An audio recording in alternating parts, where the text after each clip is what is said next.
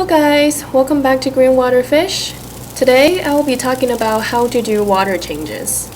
Now if you still use bucket to do water changes, I really strongly suggest you look into this automatic water changer device. This is really good because it saves me a lot of time and energy to do water changes, and honestly without this device I probably wouldn't be able to do water changes as frequently as I wanted to be. So there are a lot of similar devices out there on the market. This one is made by Aqueon. I think it's 25 feet long. There's another option that's 50 and 75 feet long, I think. And then this little connection is the key of the device. As you can see, there is a blue arrow. As you turn the arrow up, it creates suction. And then when you turn the arrow down, it's basically flowing the water in. And here there's multiple connections where you can use to connect to your faucet. For me, the first one didn't work, so I usually take it off. And the second one fits to my faucet. And if your faucet has a really weird connection thing, don't worry, because you can just go to any hardware store and you can bring this device and they'll find male connector or whatever connector that you need to fit your faucet to this device. And on this end, this is the siphoning device. It has really large area at the bottom so that it doesn't create too much pressure. And similarly, there's another knob here. This way it's open. As you can see, I'm trying to turn it the other way to close it, but I usually don't use that use that closing side, so maybe it's just stuck somewhere, but you don't really have to use it. But it does have an option for you to stop water flowing in or out of that siphoning side. And before you do any water changes, it's best to disconnect all the filters, lightings. I leave the lights on here just so that I can show you guys better. So then to use the device, it's really easy. You just disconnect this outer rim of the faucet. And for me, I need to remove the first rim of the device so that I can use the second one to fit to my faucet. What I do is that I release the second one first, and then I twist counterclockwise to fit on my faucet. After it's tight, make sure it's not too tight because overall it's plastic, it's pretty easy to crack open. And then I use the third knob, which I'm showing you here, and also turn counterclockwise to tighten the whole device to my faucet. After the whole device is being tightened, you can check the device by checking the knob here. If it's pointing horizontally, there's water flowing in. But if you point the knob upwards, when you turn on the faucet, the water will run down, and this pressure creates suctioning pressure so that you can suck the water from your tank to your sink. So pointing upwards is suction, pointing outwards is putting water back into your tank.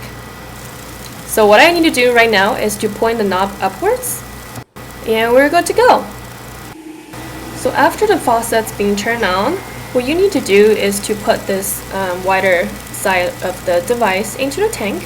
And as you can see here, you can see the water level slowly coming up and the water is being suctioned out of the tank. And you can just leave the device there as you wish. It's gonna float, but it will submerge. Or you can use the device to point to the tank to suction. For example, I have a bare bottom tank, so it's fairly easy for me to get the dirty stuff out of the tank. But if you have gravels in your tank, it's also really easy because of the siphoning end of the device. It wouldn't suck the sand or gravel out of your tank, but instead you just gently dip the device into your gravel and lift it up, do an up and down motion. So all the waste materials stuck in the gravel will be suctioned out of the gravel bed. So that's how you use that side. But for me, I'm just wandering around to get rid of the poop, basically. If you want to be careful not to injure your fish, you can also use some sort of net or a shield to cover the end of the siphon device. so that your fish don't get sucked into the device and get injured. But for my kitchen faucet, the water flow is pretty low, so the pressure is not high. My fish won't get sucked in there. In the meanwhile, while you're letting the device do its job, you can also start to clean your filter media. So I would use some sort of basin and get some tank water, and then take out the filter media parts from your filtration system and rinse them. This is the bio wheel. I don't really squeeze it, I just rinse it under the water. And you'll see there are a lot of fish junk in there. It's only been a week since last time I cleaned the filter, but my fish poop a lot. So you need to get all of these out. And remember to use tank water, because tank water is chemical free basically. If you use tap water, there will be chlorine in there, and that will kill all the beneficial bacteria that you try so hard to establish in your filter. So please remember to use tank water.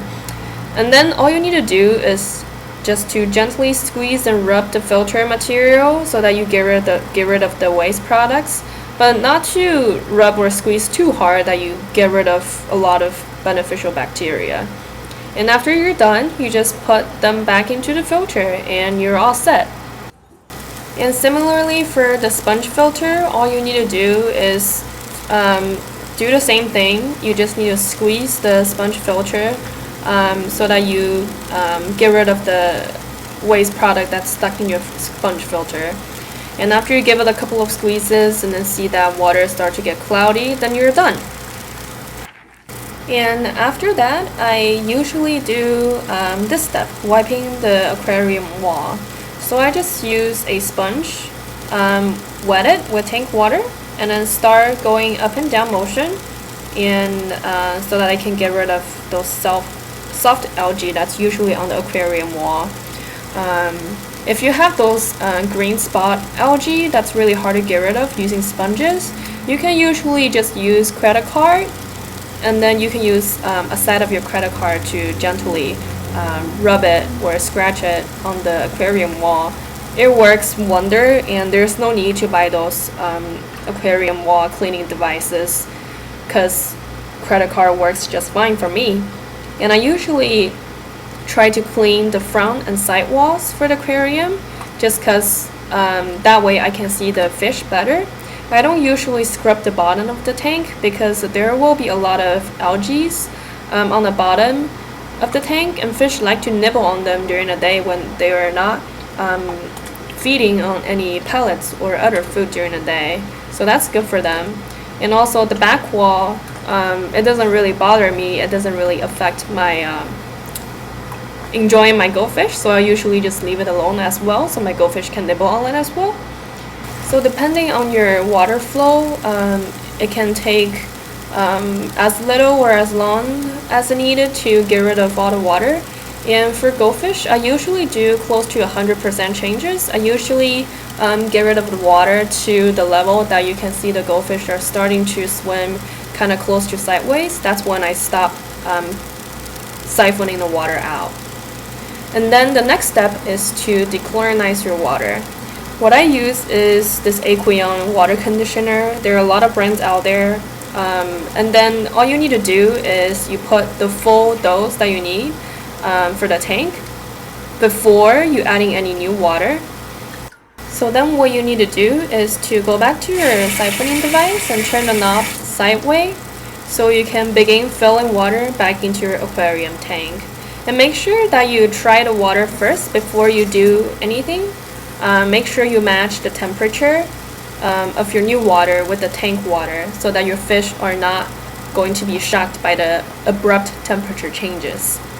And I like to dip my siphon all the way to the bottom of the tank. This is because when the water hits the surface of the water, it has a longer distance to travel, so all the water get buffered out. You can also see the bubbles generated within the siphoning tube. So then there won't be a gush of water with high pressure flowing into the tank. If the fish happen to swim by the siphoning device, they wouldn't be shocked or injured by the high flow water just because there's already a buffer there. so that the pressure or the flow of the water is not too high to injure the fish. So yeah, I like this device a lot, and overall it saves me a lot of time. And I used to do water changes using buckets. It really hurt my back. And with this device, it just saved me so much time and so much effort. It really made water changes a lot easier. But one downside of using this device is that in order to suction water, you need to keep running the water. So water wasting is one of the major problems of this device. If you didn't like using this device because it's wasting water too much, you can just buy a simple water hose, and you can just dip one side of the hose into the tank and put the other end of the hose all the way down and let the gravity do the work. All you need to do is to suck at the other end of the tube, and then as the water passes the highest end, all the water will flow down because of gravity. So yeah, this is my how to do water changes video. And let me know if you have any questions. Feel free to comment below. And please subscribe to my channel, and I'll see you next time. Bye!